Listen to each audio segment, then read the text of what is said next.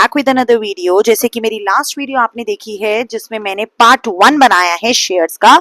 आज मैं आपको पार्ट 2 में शेयर्स के बताने वाली हूँ कि हमारी शेयर कैपिटल क्या होती है। कल की जो मेरी वीडियो थी उसमें मैंने आपको बिल्कुल ही बेसिक्स बताए थे, told you the basic about shares. आज हम पढ़ेंगे कि शेयर कैपिटल क्या होता है। देखिए बेटा, शेयर सबसे पहले it's very important to understand. जब हम कंपनी अकाउंट्स पढ़ रहे हैं या कंपनी की अकाउंटिंग हम पढ़ रहे हैं तो सबसे पहले हमें पता होना चाहिए कि शेयर्स होते क्या हैं। शेयर्स जो होते हैं आप कह सकते हैं कि दे आर स्मॉल यूनिट्स। ये छोटी छोटी यूनिट्स होती हैं, ठीक है। They are small units in which the capital of company is divided. तो आप क्या कह सकते हैं कि capital of company is divided into units of smaller denominations।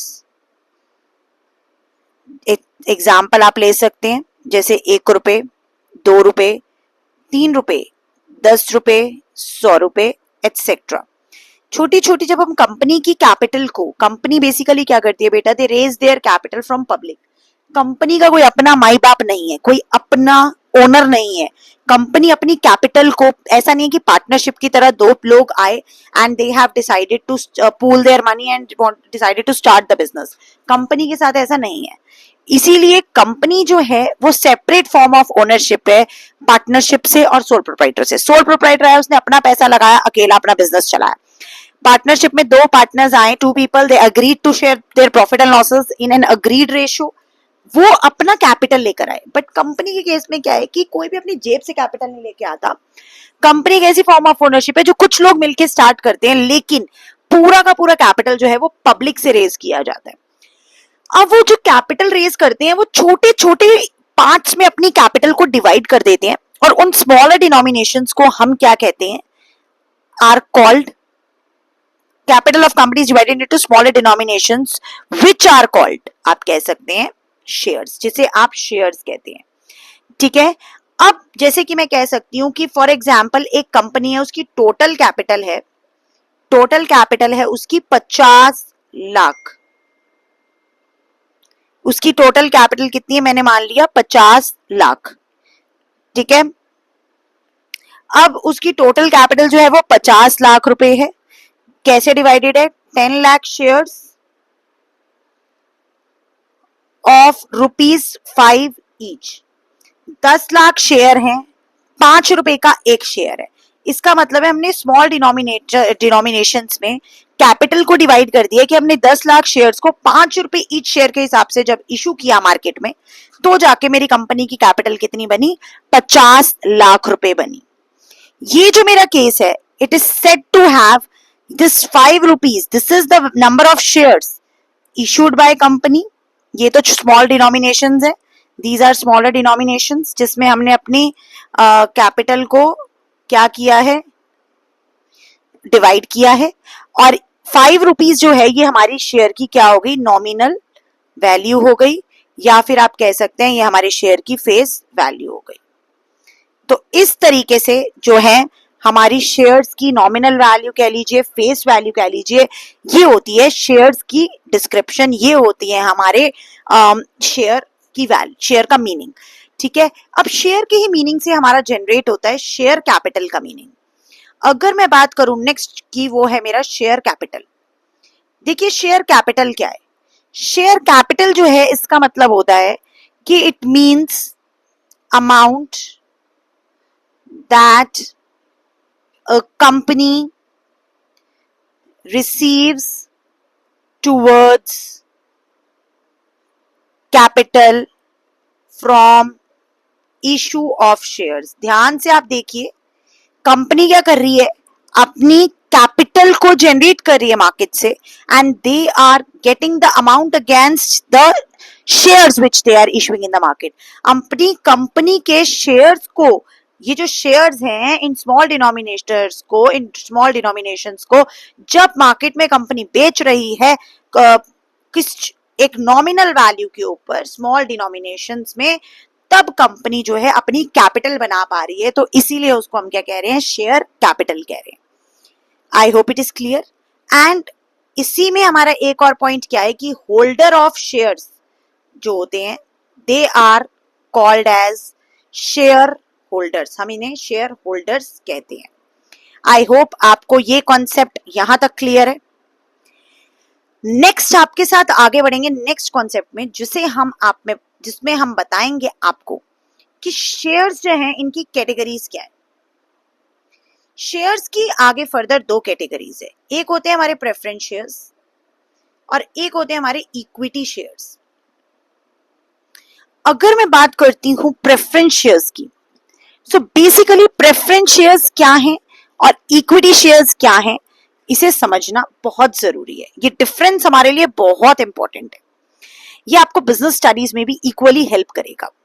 अगर मैं प्रेफरेंस शेयर्स की बात करती हूं तो प्रेफरेंस शेयर्स जो होते हैं हमारे ऐसे शेयर्स होते हैं which carries they carry fixed dividend. Fixed dividend मतलब कि जब भी कोई शेयर होल्डर हमारा प्रेफरेंस शेयर्स को परचेज करना चाहेगा या प्रेफरेंस शेयर्स को परचेज करेगा, उसे फिक्स्ड डिविडेंड मिलेगा। इसीलिए आप बुक में या कहीं पे भी प्रेफरेंस शेयर्स देखेंगे तो आपको किस तरीके से प्रेफरेंस शेयर्स दिया होगा, 9% preference share, 6% preference share, 2% preference share, इस तरीके से आपको दिया होगा। इसका क्या मतलब है? इसका ये मतलब है कि ये जो मेरे शेयर्स हैं, ये जो मेरे प्रेफरेंस शेयर्स मैंने इशू किए हैं, ये इतना इतना अपने साथ डिविडेंड कैरी कर रहे हैं।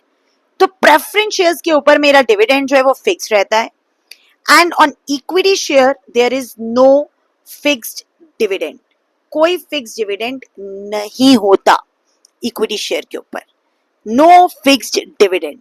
ठीक है, one dividend is declared which is declared by board of directors. वो डिसाइड करते हैं बोर्ड ऑफ डायरेक्टर्स कि कितना देना है और कितना नहीं देना।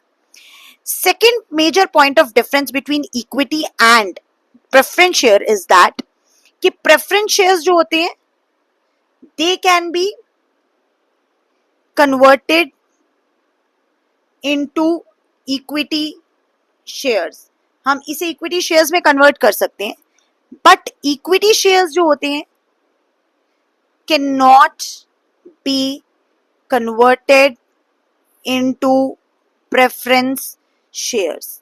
हम प्रेफरेंस शेयर्स को इक्विटी में जरूर कन्वर्ट कर सकते हैं, लेकिन हम इक्विटी शेयर्स को प्रेफरेंस में बिल्कुल भी कन्वर्ट नहीं कर सकते, क्योंकि इक्विटी शेयर्स कन्वर्ट हो ही नहीं सकते हैं।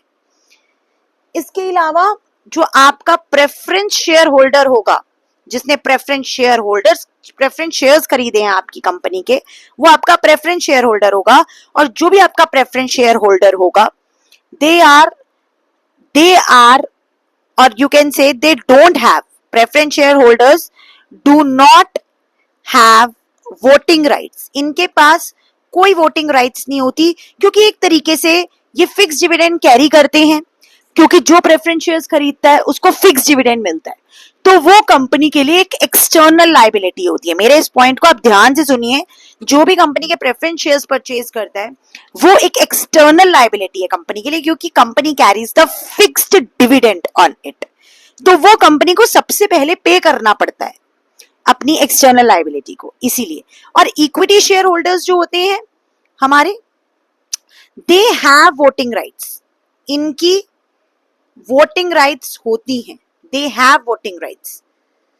क्यों होती है? क्योंकि इक्विटी शेयर होल्डर्स जो होते हैं they are called as residual owners, हम इन्हें रेजिडुअल ओनर्स कहते हैं। Why we call them residual owners? क्योंकि जो कंपनी का लास्ट में बचा कुचा पैसा है वो जाके हमारे इक्विटी शेयर होल्डर्स को मिलता है। कैसे मिलता है? इसके लिए मैं आपको एक टेबल बता रही हूं, ये आपको फाइनेंशियल मैनेजमेंट में भी बहुत हेल्प करेगा। सो इस टेबल को आप बिल्कुल ध्यान से देखिए और ध्यान से समझिए। सबसे पहले जब अपनी कंपनी कोई भी प्रॉफिट अर्न करती है, so that profit is always, this is very important, we important, ध्यान रखिएगा, बहुत इंपॉर्टेंट है। जब भी कोई कंपनी प्रॉफिट अर्न करती है तो that profit is always before interest, tax and dividend. वो इंटरेस्ट, टैक्स और डिविडेंड से पहले का हमारा प्रॉफिट होता है। Got it? Second important thing is कि अब ये तो प्रॉफिट है, इसमें से सबसे पहले ये जो मेरा फ्रेशली अर्नड प्रॉफिट है, जो कि आप कह सकते हैं कि मेरे रेवेन्यू माइनस एक्सपेंसेस करके जो मेरा प्रॉफिट आया, ये मेरा वो प्रॉफिट है। उस प्रॉफिट में से सबसे पहले कंपनी जो है अपना इंटरेस्ट पे करेगी।